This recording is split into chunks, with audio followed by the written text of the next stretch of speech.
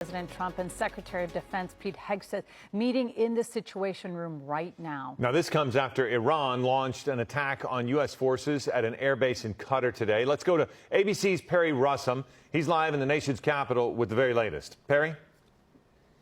Yeah, we're being told that President Trump is in the Situation Room right now. He is there with the Secretary of Defense and the Chairman of the Joint Chiefs of Staff. Iran said they would retaliate, and today they did.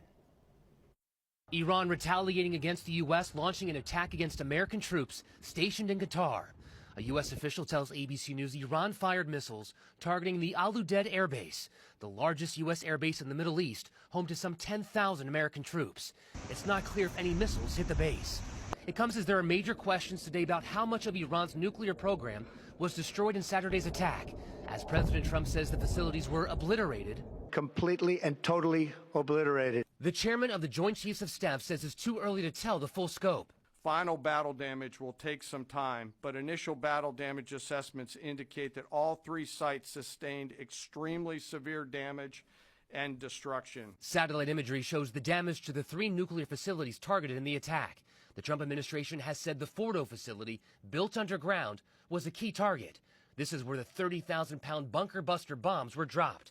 From the sky, the only damage that can be seen are the holes the bomb created when they dug into the ground before exploding. We really can't know what went on underneath the ground in Fordo, so the president called it a monumental success, but it all happened 200 feet down, and we can't see with satellites. Israel and Iran trading missile attacks today.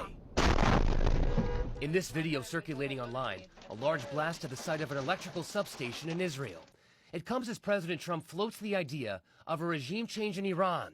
Trump posting online, if the current Iranian regime is unable to make Iran great again, why wouldn't there be a regime change? His vice president has said that is not their goal. Well, first of all, we don't want to achieve regime change. We want to achieve the end of the Iranian nuclear program. White House Press Secretary Caroline Leavitt this morning. If they refuse to engage in diplomacy moving forward, why shouldn't the Iranian people rise up against this brutal terrorist regime? That's a question the president raised last night.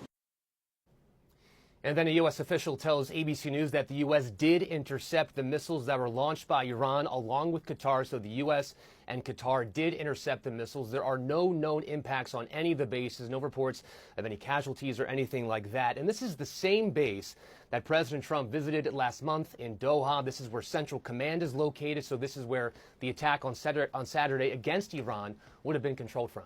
Okay, Perry, that's that one base. But are you hearing anything about any other bases or any U.S. interest in part of that part of the world that also could be at risk of retaliation?